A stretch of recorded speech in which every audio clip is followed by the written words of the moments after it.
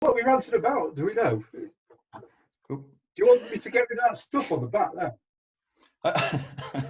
We can talk about anything, Martyn. I just want to.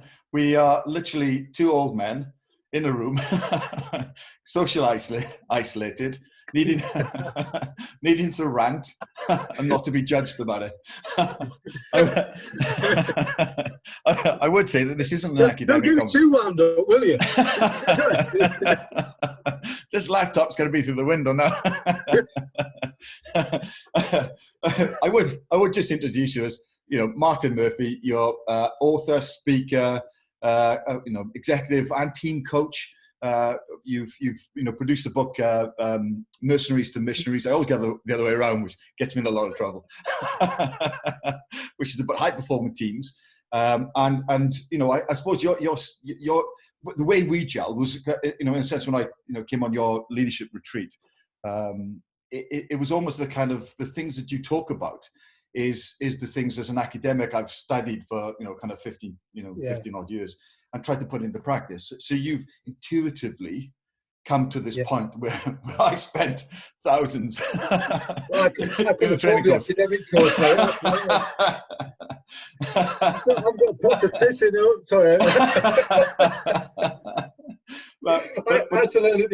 When people say, "How did you get here?" Oh, chuffing long way I got here. But you and again, your background is you've worked in. I suppose you've worked all around the world. When I looked at your kind of bio, it's all around the world. Military mainly, isn't it? And I suppose the kind of the key thing is the special forces. Well, it was military, but the military was only I joined the regiment just to see if I could get in. Right. Because they'd invited me early on when I was 19. Yeah. And I thought, oh no, I'll give that a miss, because if I don't get it, then they'll send me and do. I've been working with the regiment, doing a long range patrol course in Brunei, with this guy who's an amazing guy, jungle warfare type stuff, and it was just a selection for the regiment, but it was open to other prone to capture troops who like reconnaissance teams. So that's how I got into that, and then I thought, oh yeah, this is what I would do, and do it. But then I left and did a lot of mercenary work, which, as in working in security, that's the mercenary bit. And then eventually I became an inspiration. I stopped doing things for money, and started thinking about the inspirational leader on a mission, to do something better. Yeah. So if you can encapsulate for me then, so what's your mission? What is your if there was one thing that you could do now, and we can go into more depth, but one thing, what do you want to see change in leadership in organizations? To make leadership and teamwork really easy to learn and contagious, because the I forgot to say, you got to turn your phone off. Busted. And the reason for that is because what you're seeing now is command control. So everything is hierarchical, because we go from, I'm going into long-winded, basically we need to empower people. It's not about leading other people, it's leveraging the potential of other people. That's what leadership is to me. It's just ordinary people trying to do better and make a more sustainable, personally fulfilling, socially just world. And the only way we're going to do that is if we take back control, as in empower ourselves. I've got a thing here, who's got the power? Who's got the power to, all the time keep asking, well, who's got the power here? Who should have the power and who's got the power? And at the moment, the wrong people have got the power for the kind of leadership that we need in the future, especially. Yes. And because one of the questions that I kind of did at my expensive, not very good education, was this notion of and asking that question, who is, because you say empower, it means that we almost have to give people the power. But the argument in my day was, well, actually, they have the power anyway. My students were giving me the power by staying in the room. I didn't have the power as a lecturer. They had the power. They could literally get up and walk out at any time. They've always got a choice. They always got a choice. And I think, what's happened? One, for us to realise the power's in the wrong hands, because we are now starting to realise that this isn't the leadership for us. And two, what do we do about it? How do we actually impact change? Because one of the things that, again, you and I get really frustrated about is the amount of theories, the pseudoscientists, the jargon, the nonsense that's out there that has no real impact on the day-to-day practicalities of business. So that's exactly what we've talked about it. And a quote that Buckminster Fuller comes out with is that you can't fight the existing reality or something. The best thing to do is make a new one that makes the old one obsolete. And so you really have to, there's the old tree, as you said, you need to be the young tree that comes through. And that's why I tend to work with smaller organizations, because you really do have a chance to shape the thing. So if you're changing, are we recording now or not? Yes. Maybe not to spare. So too late, mate.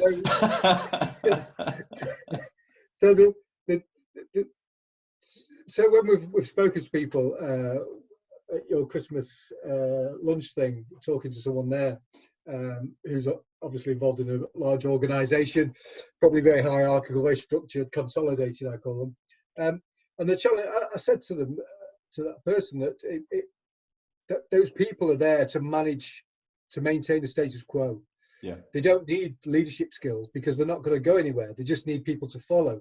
And that's why I always say that the military thing is not always a good idea for you to use that as a leadership model of excellence, because, well, you're teaching people to follow, and if they don't follow the rules, then you put them in jail.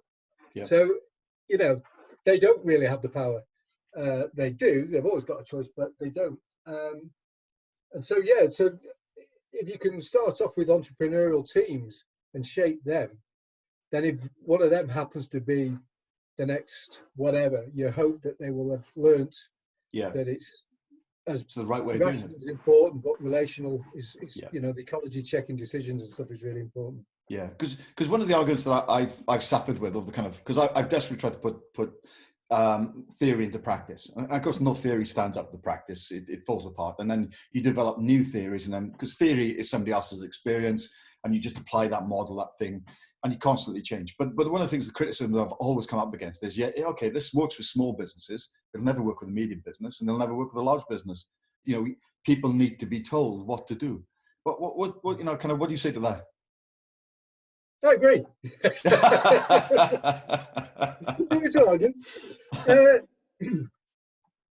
And the problem with it, I found when you're working with, I went to an arts and business conference years and years ago in Ball, and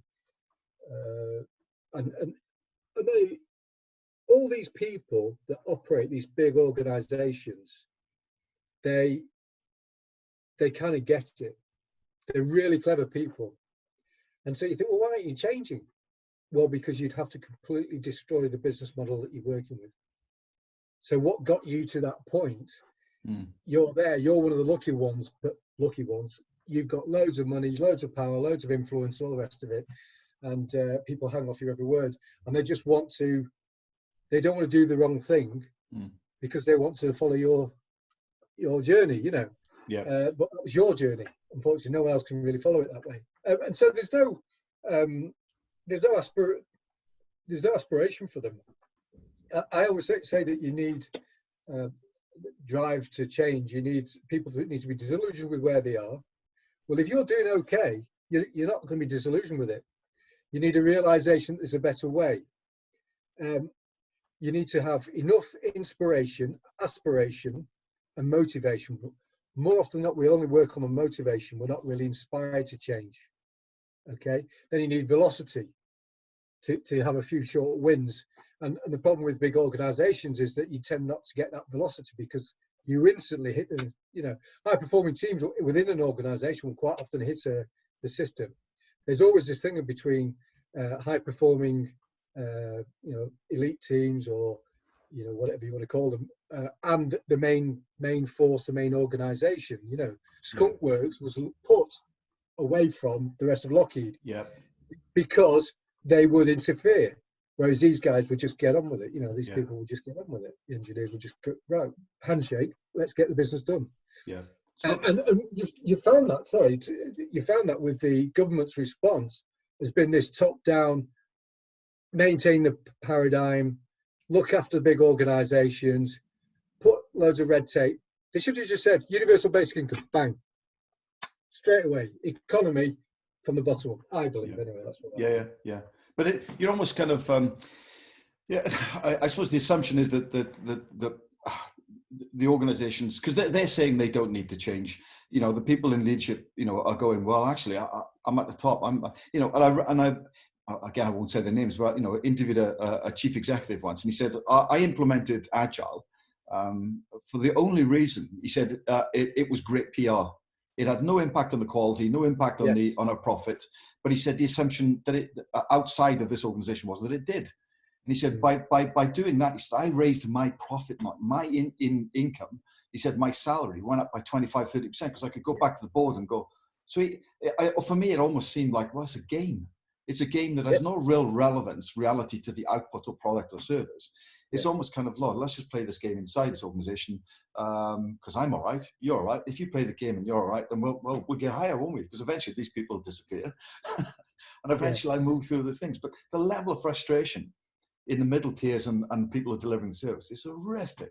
I mean, it's off the charts, isn't it? With, you know, we have the highest levels of disengagement anywhere in Europe. We have the highest levels of number of hours worked in frontline staff anywhere in Europe, and yet we have the lowest productivity anywhere in Europe.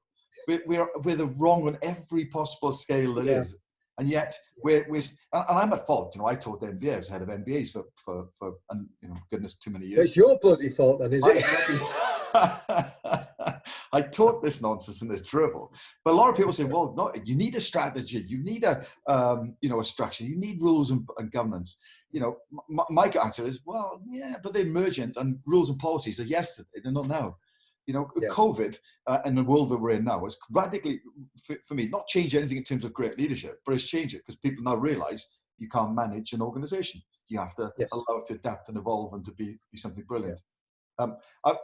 So if we're going to leave, I'm going to, end this recording now. But you know, if we're going to leave somebody who's listening to this, you know, 2 or 3 great tips. What's your tips? I'll put you on the spot, didn't I? What's my tips? I quite often say that thing that we mentioned. We talked about. You know, we've been told to swim away from one shark. You know, and then we turn around, there's another shark there, and oh God, there's another one. And we call it things like climate change, recession, COVID-19, you know, pollution, inequality. All these sharks are swimming around in the water, and so the thing to do is get out of the water. Instead of, it's the paradigm that we're in that's the real challenge. You know, you've got to, right now, you and I have to operate in a world that we know isn't the right way to operate.